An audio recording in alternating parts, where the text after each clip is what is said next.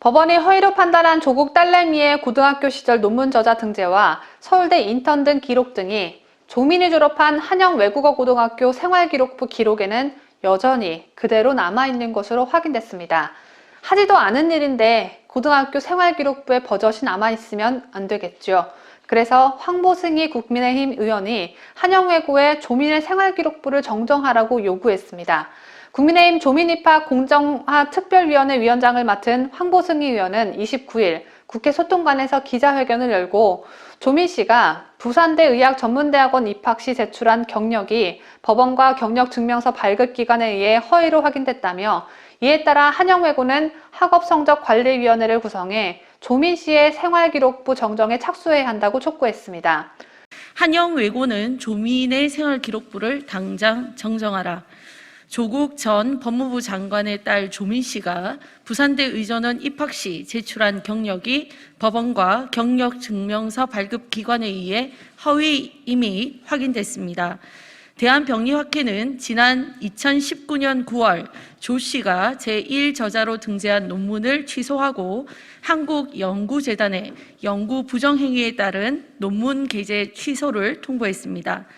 병리학회는 또 논문 취소 결정문에서 교신 저자가 서명서를 통해 제1저자 조민 역할의 부적절성을 인정했다는 사실도 공개했습니다. 논문 총책임자인 장영표 교수도 조 씨의 논문 기여도가 허위임을 인정한 것입니다. 이에 따라 조 씨의 생활기록부에 기재된 논문 참여 기록은 삭제 또는 정정되어야 마땅합니다. 지난해 12월 서울중앙지법원 또한 조민 어머니 되시는 정경심 동양대 교수의 1심 판결에서 조민이 대입에 활용한 이른바 7대 스펙이 모조리 싹 다 허위라고 판단했습니다. 따라서 조민의 한영외고 생활기록부에 기재된 논문 참여 기록은 삭제 또는 정정되어야 함이 맞는 거겠죠. 그래서 황보 의원은 기자회견 직후 이종배 공정사회를 위한 국민모임 대표와 조민 생활기록부 정정 요청서를 제출하기 위해 한영외고를 방문했습니다. 방문을 했는데 학교 안까지는 들어가지 못했습니다. 이유는 코로나 방역 때문이랍니다.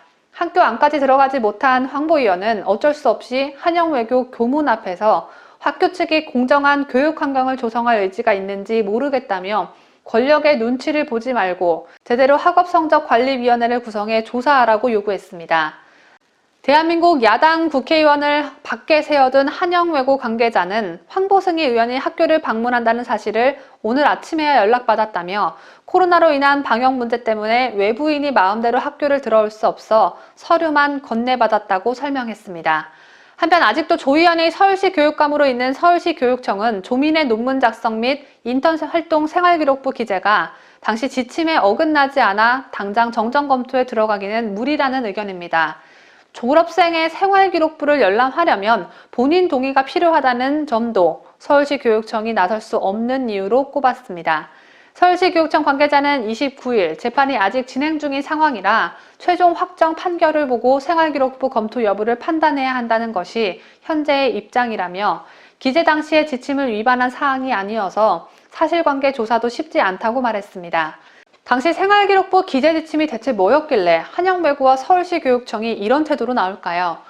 학생이 제출한 자료는 무조건 다 묻지도 따지지도 않고 적어주고 평생 영원히 수정하지 않는다는 게 당시 방침입니까?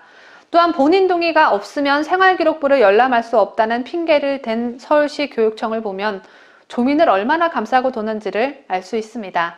추후 대법원 판결이 나온 이후에도 조민한테 열람 동의를 얻은 후에 조치를 취할지 두고 봐야 하겠습니다.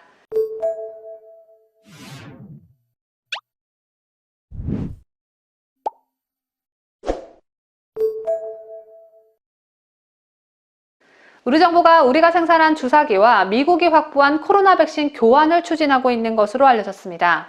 어제 저희가 보도해 드린 대로 정부가 백신을 확보하지 못해 백신 접종에 속도를 내지 못하고 있다는 점을 오늘 이 소식이 확실히 입증시켜주는 듯합니다. 백신 확보 논란에 항상 큰 소리를 치던 문재인 정부인데 그렇게 당당한 정부가 물물 교환을 진행하고 있습니다. 그것도 삼성의 지원 아니었으면 짧은 시간 내에 많은 물량을 생산해내지 못했을 주사기로 물물 교환을 추진하고 있다니 이재용 삼성전자 부회장은 수감 중에 대장도 잘라내고 정부로부터 온갖 수모와 핍박을 받고 있는데 그런 삼성 덕분에 이 정부는 물물 교환할 재산이 생겼다는 점에서 마음이 참 씁쓸해지지 않을 수 없습니다.